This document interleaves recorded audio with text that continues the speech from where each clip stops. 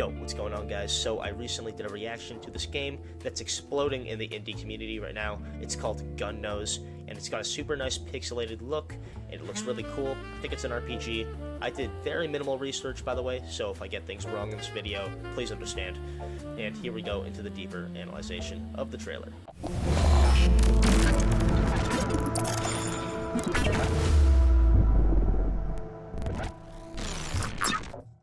Alright, so right when I started watching this trailer, I got literal chills. It's giving me very dark dystopian vibes, similar to Gotham City or RoboCop, and the music sends the tone almost immediately. It's super jazzy, swingy, and it's just awesome to listen to. I wonder if the dev made it. I didn't do research, so I wouldn't know. So this game looks to be an isometric RPG. For those of you who don't know what that is, it's essentially just a normal RPG. Imagine Pokemon, or yeah, pretty much any old Pokemon game you've ever played on your 3DS or DS, and that 45-degree camera angle pointing down on your character, making it look like it's 3D, creating that illusion, but in reality it's just 2D.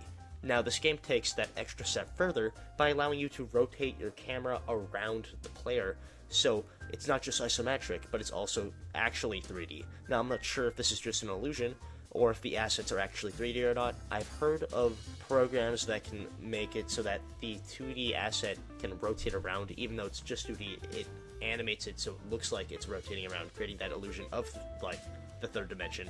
I'm not sure if this game's doing that or not. It'll be cool if this game is doing that, but I don't know. From the very minimal research I did, the game loop of this game seems to be taking down evil robots around the city, doing your detective work to find them. Come on, like, you're Batman pretty much, except you're a robot. Now, there are some very interesting mechanics that we get to see early in the trailer, including the radar mechanic, which looks to be a mechanic which allows you to find hidden items or clues. Then you can analyze them for hidden things that may lead you to more evil robots. One interesting thing that I saw in this clue analyzation mechanic is heating up the clue. It seems that you have a health bar here, and the health bar went down as you heated up the clue. Maybe you're actually burning your internal engine because you're a robot, and that's causing you to lose health at the cost of heating up the clue.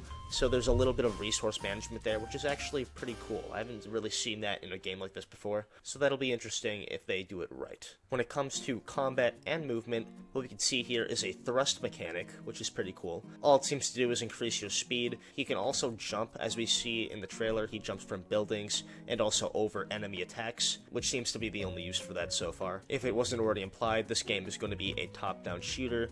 You have these little fireballs that he's shooting from his nose, because he's, you know, gun nose. He's got a nose on his gun. I mean, he's got a gun on his nose. He's got a gun on his nose, like a dark goblin almost.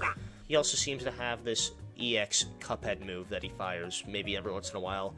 Maybe it'll be similar to Cuphead. I don't know. We're gonna have to see some more gameplay. Now, there's this one jet that we see a couple times throughout the trailer. It seems to be the mode of transportation for some of the other characters in this game, which are the allies of our characters, supposedly. Now, we may be using this to travel around the city, maybe go to a different location. I don't know. I honestly doubt it, but it'd be cool if there was some sort of transportation to get around. Now, this game reminds me of pretty much every single Pokemon RPG I've ever played growing up, as I mentioned earlier. And in terms of artistic look, this game masters that Pokemon RPG-esque look. And I'm really happy about that because I obviously love those games. It gives me a lot of nostalgia seeing this type of style put into use again. It's got a very nice rasterized look, which most 2D games have, but I have been seeing more real-time lighting applied in games like these, actually. It looks good, but it's a nice change of pace to have this style back. If you don't know what rasterized is, it's essentially just they have fake lighting on the characters. No matter what lighting the character is put in, it always looks the exact same. Real-time lighting would be based off if the character is in a more lit area, their body reacts to that, they look more bright, and if they're in a darker area, it's a little more dark. If they're in the shade, and it's reacting to that. But I do like that this style of a more simplistic look. Now, to say some words for the developer of this game, Addie Valentine. I'm very sorry, Addie.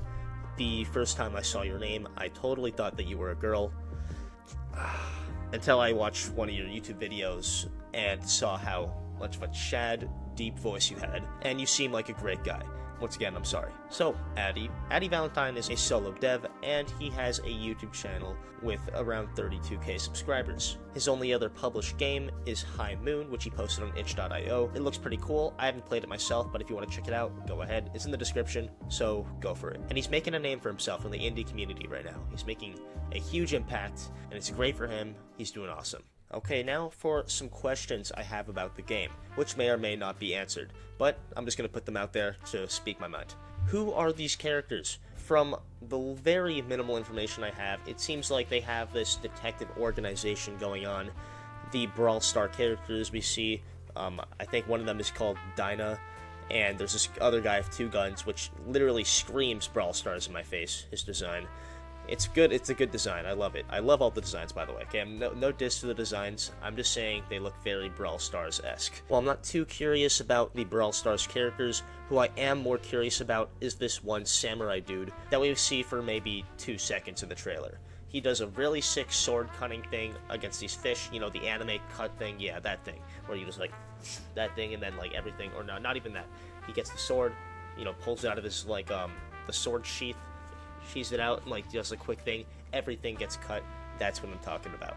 Alright, to be completely honest, it kind of felt like just a thing you add there to make the trailer seem cool, which is fine. That's what you're supposed to do for a trailer, but I am very curious about who he is. I also have questions about who we are as a character, the gun-nosed guy.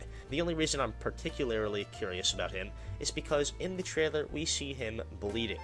Now, what does blood entail? I mean, I think it's blood at least. It's red and it's falling out of his body.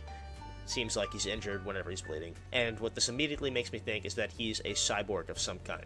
At the end of the trailer, we see his eyes kind of shut down, which kind of makes him seem more like a robot. We don't even know if this fluid is blood. So he may be a robot, a cyborg, human inside a robo suit. I have no idea. It'll be cool to see what they do with this. Maybe they'll keep it a secret to us till the end of the game. He would reveal that, oh, he's actually a human being trapped inside a robo body. He's not actually a robot, idiots. It's like Iron Man. But why I think he's a cyborg even more is because of the evil robots we see in the trailer. One of them is disguised as this fisherman-like character with a orange beanie, and this robot explodes out of him, creating a splatter of blood. Now what I'm wondering is if they managed to get some like Tom Cruise Mission Impossible masks to hide them, conceal them, maybe from a producer that's selling it to them and they're like, you know, trying to go on the run like that. Or did they like go all entered and started going inside human bodies? That could be the case. It'd be really cool if they did that. And because they showed this specific part here, that's what makes me so curious. And there's also this one final detail about the game that kind of builds the world in a sense. At the very beginning of the trailer, they show this blue robot demon frog. It kind of looks like the Pokemon Totodile, and they show it 1 or 2 times in the trailer, kind of just wandering around the city while you're fighting evil robots, or just, you know, wandering around the city. I think they'll act as the kind of like bystander animal, like even like a pigeon in New York City. You notice them, they're there, but you don't really care that they're there.